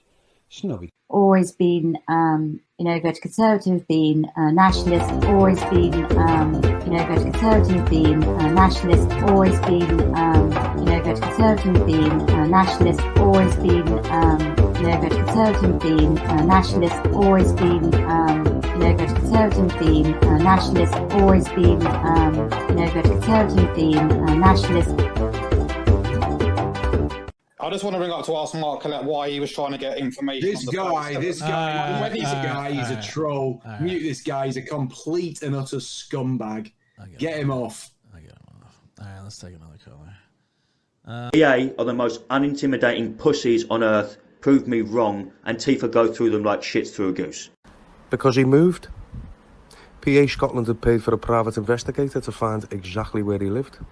And when you put it on the channel, he moved. Yes, old school tactics is just talking to the guy, isn't it, mate? That's not code word for anything nefarious. Kenny telling me they're going to take his devices and, literally just leaving him worse for wear, or implied worse for wear. Yeah, that's just, they wanted to talk to him, yeah. Talking with your fist, right? Talking with a fist until he's beaten to a bloody pulp and dying, right? Shit. Like, that looks good on any organisation's fucking sheets, doesn't it? Yeah. Robbery and fucking assault, yeah. Okay. Just what an under suspicion organisation needs right now. This game is now over. And I hope you, PA, understand that. I will not stand for this. And neither should anybody else.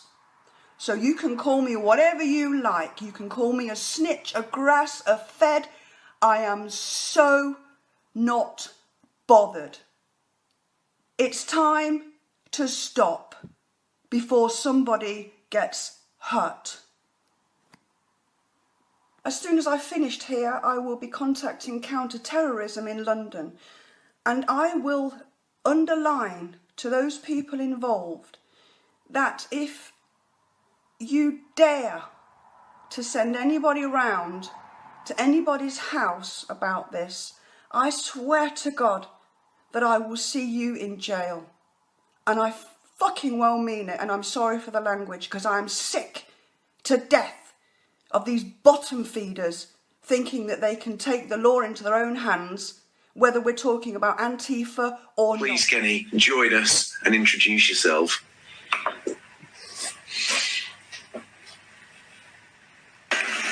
Hi, folks. Thanks very much for that, Mark. Hello, everybody. I have very recently come in possession of 3 files which have now been posted onto my Telegram page, and you can see the content of the files comes from PA. One of the files is telling you that PA are collecting data on their members. Another one of the files contains a list of people's names which PA are going to look at. Now, as I have those files, I will not be implicated in any form of interference with other people from PA. You're not going to open that door, Fraser. That's fucking dumb. Don't open that door. Like, it may make it harder in the long run, but don't open that fucking door. I don't know if I'm equal to that billing or not, but I just do what I can for the nationalist cause, and I've been very impressed with what's happening with Patriotic Alternative, and I couldn't do anything else but get involved.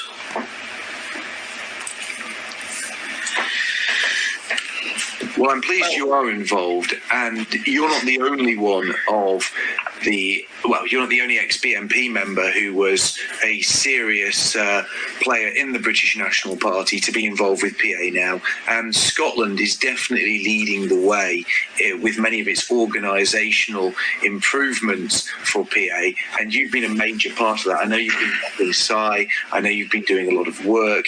You are an expert when it comes to data protection and admin, as you used to do that for the BNP, and you've really helped to improve things up there, as well as tightening up on security as well. Yeah, I think, you know, I'm not a great orator, not a good public speaker. I'm not actually really a leader at all. I've played leadership roles, but I'm more of a captain, more of a behind-the-scenes guy. Admin's my thing. I can organise things. We have his passport, but we don't think it's genuine. And I checked registers online, and he's not showing online.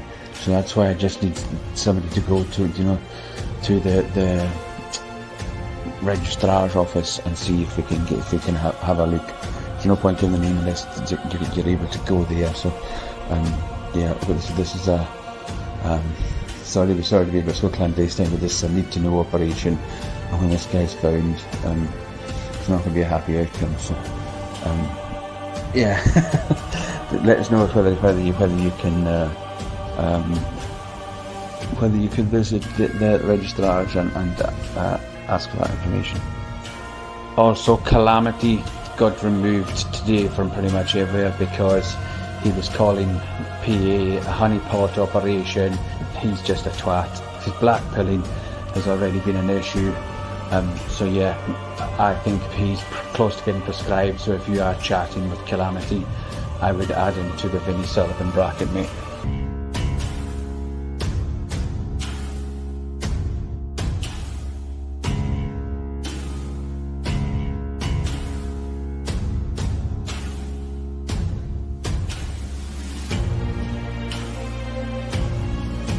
We have a duty to protect these people, you know, at every aspect of our security, from you know, encrypting our files, the way we communicate, the rendezvous points.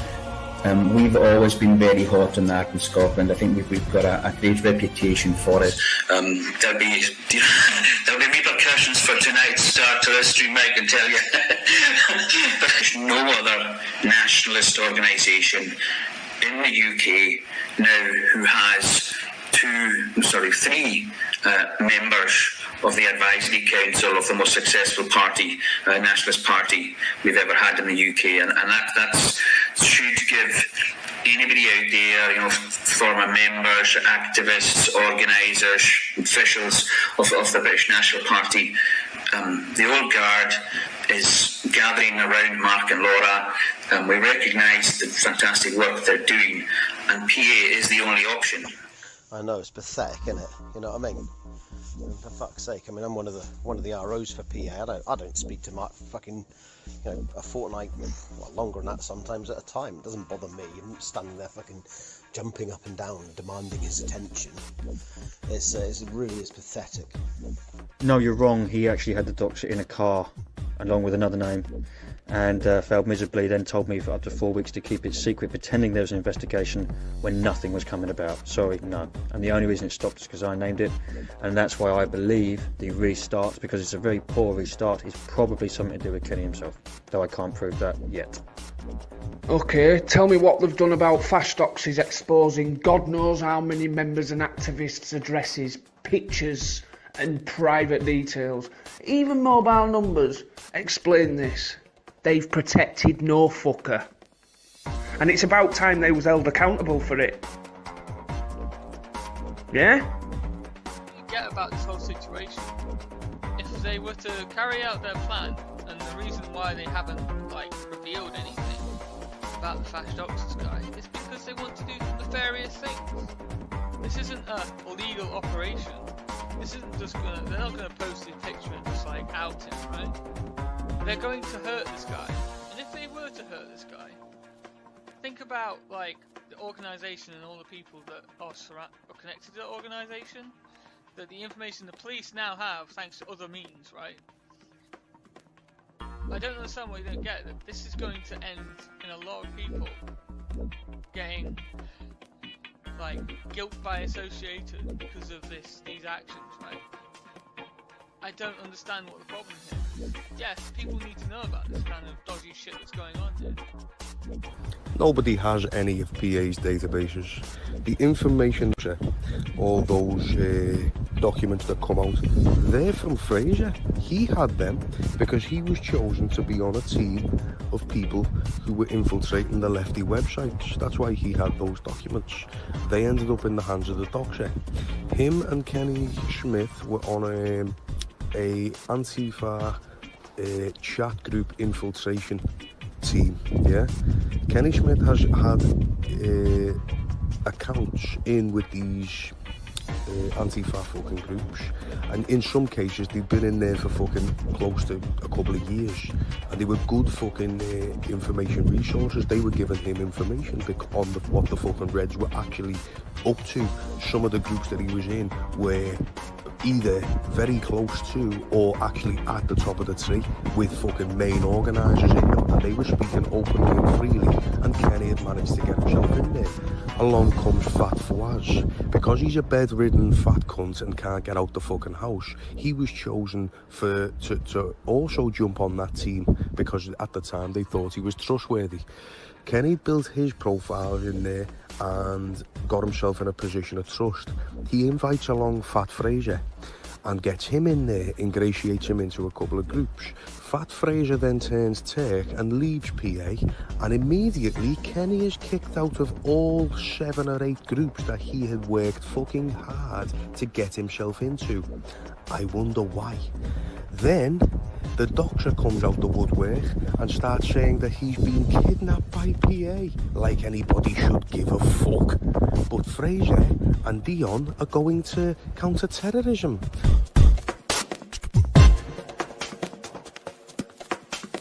As soon as I've finished here, I will be contacting counter-terrorism in London.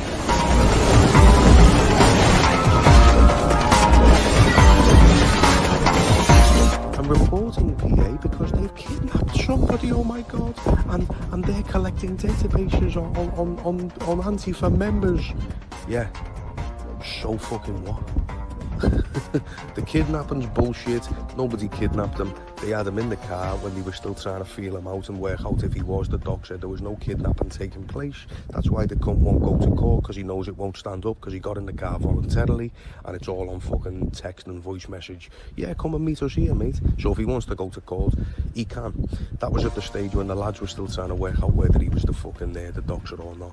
Fat Fraser is a dirty, fat red who's passing information to not only doctors, but when doctors comes out the woodwork, he's sympathetic to him and he's in the groups with him. Oh yes, well it's disgusting that PA tried to kidnap you. Yes, you fucking fat dirty snake. Vinny, it's always a fucking dick measuring contest with you, mate. Why? There was information there. It was shared with you. You were told not to say anything because this is the crux of the argument, mate. We didn't care about putting it on our channel. We didn't want all the information to go on the channel. Oh, we exposed him, mate. We exposed him. No, we wanted a different outcome. But you wanted the internet points. You wanted the yay, Vinny, yeah, you've done it, Vinny. You wanted internet points, mate. We wanted real world action. That's the difference. 4 weeks passed and he did nothing, right? It's all in the voice notes I put out there. He doesn't care if all these people in Scotland get doxxed. Remember that? He said that in his own words, his voice notes. He doesn't care if people get doxxed. The reason why he didn't put any of that information out there is because what he wants to do is nefarious, and it will get a lot of innocent people. Charlie's claiming 20,000 people. Yeah, if 20,000 people are about to get fucking proscribed for what? For just joining PA? Thinking that they're this rosy kind of organisation and they can do no wrong when they've got this thuggish elements, this mafia-esque elements within it. Yeah, okay. I'm sure that they'd love to hear about this kind of shit. What do you think the 20,000 members would think if you put this stuff out there? Go on, tell them, Charlie. Tell all the members about how you are going to do old school tactics on these guys when you find them. See what they think, right? When then the police are knocking at their doors because they're now a prescribed fucking member of an organisation. Good job. You think the security services, the guys in counter-terrorism, aren't already aware of this? Then you're retarded. Like, they have literally got Sven Longshanks on fucking tag, right, for the last 2 years. What even PA was started, he's been to every single PA event. He didn't have to tell them where he was going. Same with Sam Mellier when he got arrested and went to the PA camp. He had to tell them where he was going. They know all this shit. Oh, and let's talk about the PA camp.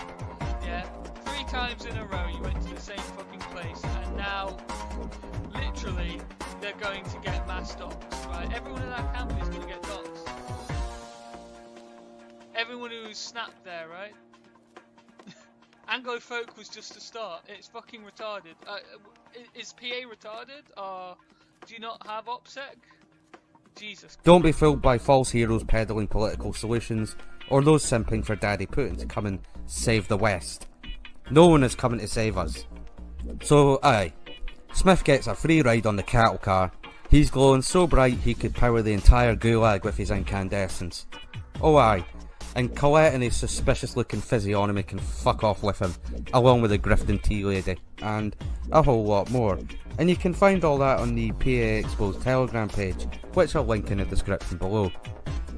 So yeah, make your own mind up about them, but from my experience, they need to be avoided like the fucking plague. And anyone else peddling political solutions at this point should be avoided as well. Especially those who require all your information to be handed to someone who is about as trustworthy as, say, letting out a fart after a particularly bad curry. That's so true.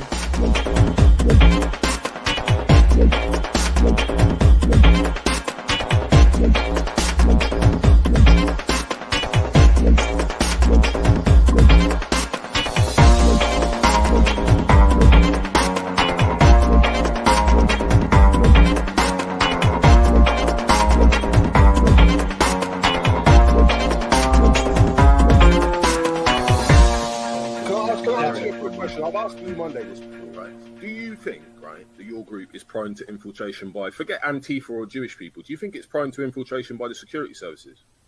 Yeah, I think there are feds already active. If people want to say things about me, if people want to repeatedly troll me, and they hide behind an anonymous profile, and they think there's going to be no comeback, those people are akin to that irritating child at school who flicks elastic bands at you or flicks ink all over your back while you're in class, hiding behind the fact that the teacher's there watching so you can't retaliate. The fact of the matter is, yes, these people are cowards And I think they would react very differently if I went and knocked on their door and said, hello, I'm here for a bit of a chat about trolling.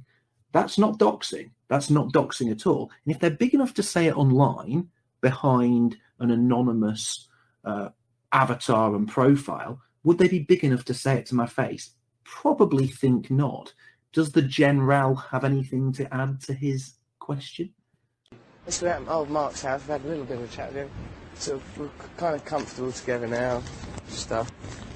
He's off out to meet his girlfriend. He doesn't want to come with his girlfriend. He's worried about the whole... Do you know his girlfriend? She doesn't fully accept the whole BNP thing. She worries that it might be ideologically wrong and that, you know, that Mark might get sort of killed as a result of his belief system. You know, which would be terrible. What's up? That is a real funny thing to say. What's a funny thing to say, Mark? Get out here and stand up for your race. What's a funny thing to say? No, it's just, you know, the way you put it over just sounds ridiculous. What sounds ridiculous, sweetheart? What are you saying about my girlfriend? No, she's worried about you getting kicked in, isn't she? She loves you. Mark's always been adored within his family. But when his close relationships conflict with his beliefs, you're not eating. He gets angry and feels betrayed. Fuck you, fuck it. And this anger appears to have no limits. In his car, Mark suddenly started talking about that ex-girlfriend. I like to break people. See, when you got something, when you break them, when you suck the last bit of life out of them, that's it. Never crush her, because that doesn't hurt them. It's just everything she cares about, everything dear to her is crushed. In a very realistic way, when people say I am evil, you know what I mean? Yeah, I am. But it all depends. I'm either the sweetest angel or the most evil being that you've ever encountered. Just depends on what you're trying to push me. Never kill people, yeah. Push them to the point of despair where they do it themselves. That's when you've really won. When you've broken them down to the final level when there's nothing worth living for, and they do it themselves. There's no blood on your hands then. You just won. No one has said that you can't come, that no one has said... You promised me I could come, that's the thing. You don't know and how I've much just I was said looking you forward can to. come now 3 times. Right. Can I ask you a quick question? I've asked Blue Monday this before, right? Do you think, right, that your group is prone to infiltration by, forget Antifa or Jewish people, do you think it's prone to infiltration by the security services? Yeah, I think there are feds already active. Okay, so... Kenny Smith is urging people to collect information on the far left. And he had a list, I think there's about 30 or so different leftist organisations and groups in Scotland alone, which he wanted people to collect information on. And then Steve Blake did a very long and very detailed techie thing on how you can do this safely because you can encrypt all this information. And he told people, took people through the stages of doing all this encryption. And he recommended the encryption on a pen drive. Now, in fact, if you did have something dodgy in a pen drive, I'm not saying you should have. If you did have, you would have a pen drive and you would hide it somewhere outside of your house, a long way away. That's relatively safe. But he was saying you hide it by having a pen drive, and then you create this deep level on the pen drive where you put all the illegal stuff, and then you just put all sorts of tosh on the top of it, and that'll protect you. No, it wouldn't. Yeah, it's fucking infuriating, isn't it? Because just if he'd shared that detail and we pinned him down to a street, that, you know, the instruction would have been, this is our number one activity for these next weeks till we ident him, get his house, and that's it. Andy introduces me to Mark Collett, the man widely tipped to become a future leader of the BNP. When council candidate Dave Midgley asks him about the Red Watch site, Collett doesn't quite toe the party line. I was looking at the website the other day, and someone mentioned to me about the Red Watch. What are these? What is it? The NF run it. It's basically just a hit list of Reds that need to answer. That guy wants it big time. The man Dave Midgley thinks needs it big time is a local councillor. Could it be arranged that he goes onto the Red Watch site? It could if you send it. If you send them a scanned picture, it's nothing to do with me. Well, it's got. As I say, it's all you do. Just send it to the thing. Because it's actually an explanation of who he is, where he lives. But who would we send it to? You've just got to send it to their contact address on their thing. Scan a picture, email it to them, say who he is, what he's been doing, a bit of background about it, and they'll pop it up. But we are aware of who it was. They are not able to do anything at the moment, is all I'll say, and action is ongoing. I think you'll get the gist of what I'm talking from there. But what we need people to do is just stay cool, sit tight. There's quite a few people spurring out at the moment, and we are not responding to it. We're just going to let it be, and then old-fashioned business techniques will come in, and it's going to get sorted. Imagine you're some daft kid who's been listening to Collett, listening to these fellas, and you've got everything encrypted on your, and all sorts, like Nick says, all sorts encrypted on your machine, and all you've got in your mind is what you've been told by PAs to never give that up. It's encrypted, you're safe, you're secure. You're risking your life. It's not a game. It's a terror offence. If you refuse to allow them in there under current legislation, it's under terror legislation. You're going to jail under terror crimes. Yeah. There's no way out. It's stupidity. But yes, I think this is what Blake and that's up to. This is what they're up to. We had a magazine called Searchlight years ago, and people wasted time. People turn up to meetings with a photocopied version of Searchlight in their hand, and I tell them, stick in your bag. Don't. I'm not interested. Get rid of it. We don't want to read the gossip. Oh, but they're saying this about somebody.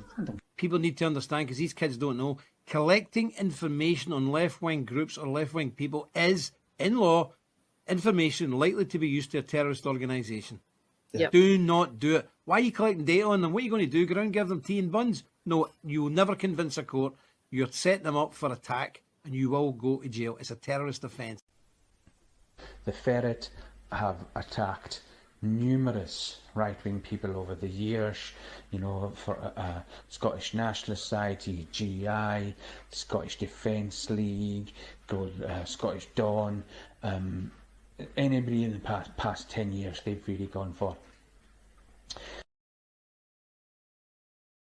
Basically running the show and encouraging PA members to break not just the public order laws, the ordinary laws, but also the anti-terror laws by collecting information on the left and then hiding it and blocking the police and all the rest of it.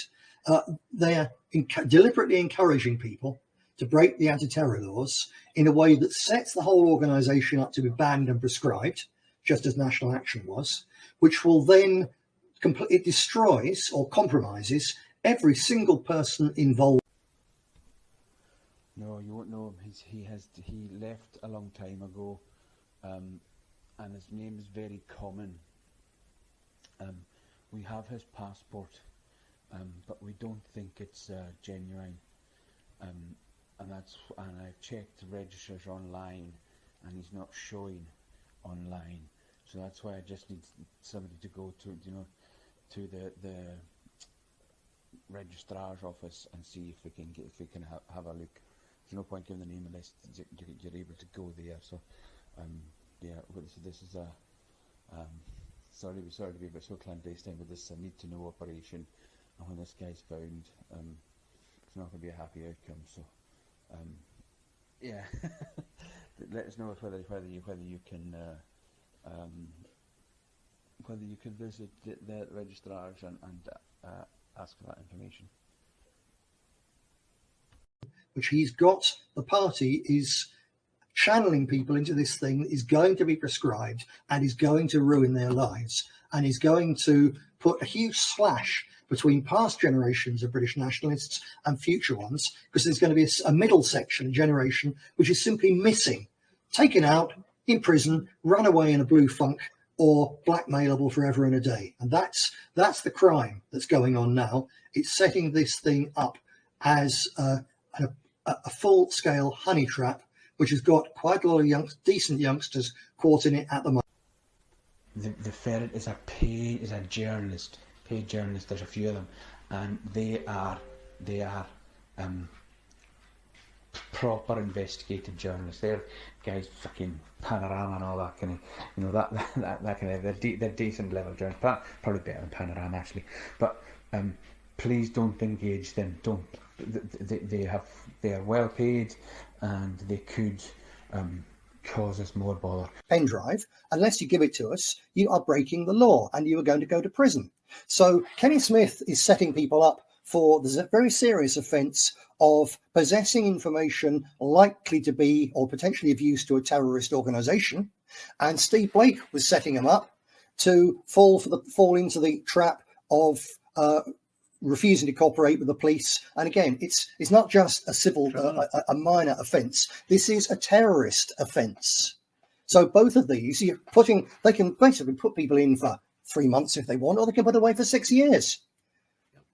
And that's what these people were telling people to do. I mean, one of the guys that we identified as dodgy, wasn't giving us details, been to one event. One of our guys actually bumped into him in his local store.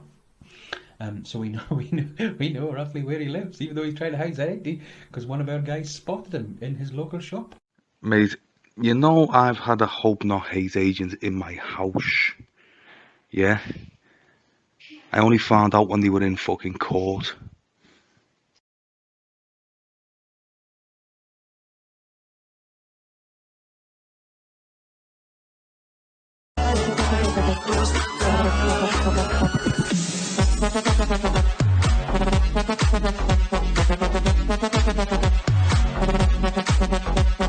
So, can you tell me why you've been rejected by the Electoral Commission? We were rejected the first time. One of the reasons we were rejected the first time is because our logo, Patriotic Alternative, has a stylized V in alternative that looks like a tick. And they claimed the first time that we'd made a minor error in our actual application, and our logo had a tick which may mislead voters into voting for us. So that's absolute ridiculous nonsense. The second time, after we'd complied with everything they said, they found something else in the document that they said was incorrect. And this was a very minor technical point. And I want to make very clear here, when we submitted our constitution to the Electoral Commission, we did not write this from scratch. We had help from a qualified practicing English solicitor, and we used another party's constitution as our basis. Now that party is fully legally registered and they have that constitution on their website, yet we submitted virtually an identical constitution, just changing names, and we were rejected. Which party's constitution did you copy? I'm not going to say that. That's irrelevant at this point. Is it a far-right party or a mainstream party? Again, these are things that I'm not going to discuss openly. And we used an existing party's constitution. Looking at the shambolic state of the Liberal West, many take comfort from the thought that things are getting so bad that it is only a matter of time before a determined band of nationalists creates a well-run but hardline political party whose campaigns and success will combine with the pressure of events to wake people up. Since white people are still the majority everywhere except South Africa and Kosovo, this starry-eyed narrative continues. It will then only be a matter of closing the gates, stopping the benefits, banning the burqa, and issuing a decree that they must all hot-foot it back to the third world, and we'll all live happily ever after. I don't enjoy ruining people's dreams, still less demolishing their hopes. Young men especially should have dreams, and the young women, without whom no nation has any future at all, should have hope. But dreams must be achievable, and hope must be based on reality, or together they all too easily create a mirage which leads good people to turn the wrong way, to go deeper into the desert, where they will die, along with their unachievable fantasies. So here is the blunt truth. There is no electoral road to the salvation of our people. That bus has gone. There is no way of turning things around this side of a catastrophic collapse. There is no possibility, let alone a painless way, of getting back to the normality that the boomers knew and allowed the political and financial elites to give away.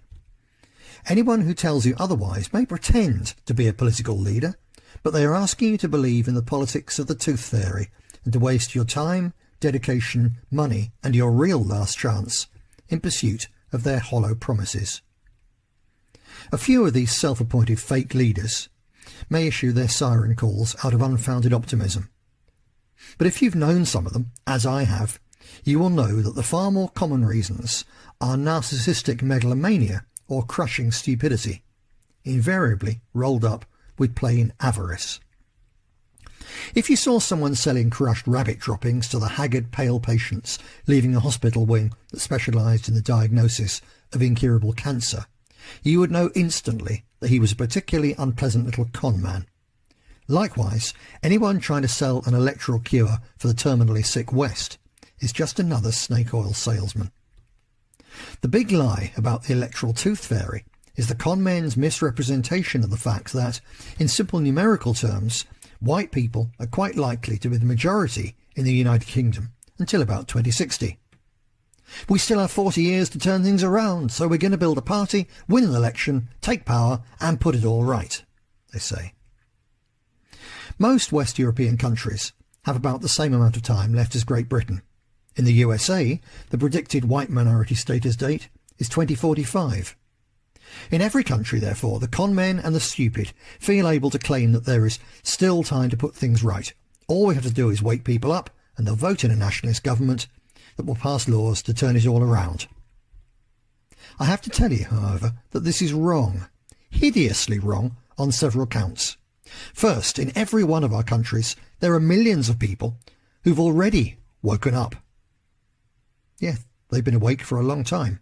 Yes, it is true that there are a fair number of middle-class lads on Telegram who've only recently realised that their sixth form leftism, hedonism or libertarianism was absurd, and that as white heterosexual males, they and their ancestral culture and identity are a deliberately and maliciously endangered species. I'm very glad to see that these youngsters are waking up. If you're one of them, you and your new compatriots are indeed very welcome, and you and some of them could go on to play a hugely important role in the future resistance. But it is a grave mistake for the newly awake to judge everyone else by the light of their own very recent engagement with reality. Because millions of working class people woke up decades ago.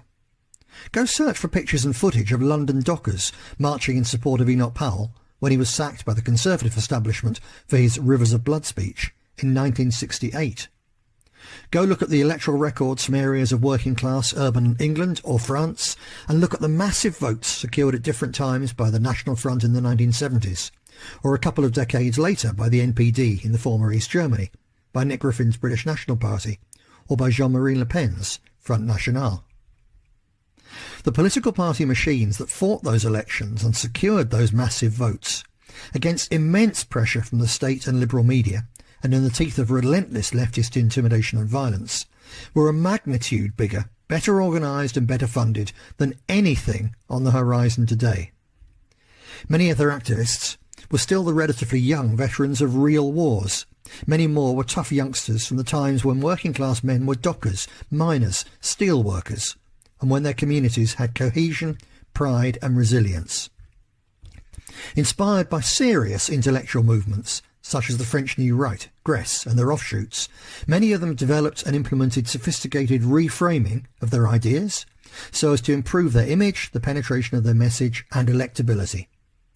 New kids on the block like Generation Identity's Martin Sellner characterise the old right as ignorant dinosaurs who spent their time preaching hatred and running around in woods with guns, and pretend that they're the first people to think of trying to clean up the nationalist image and provide it with good optics.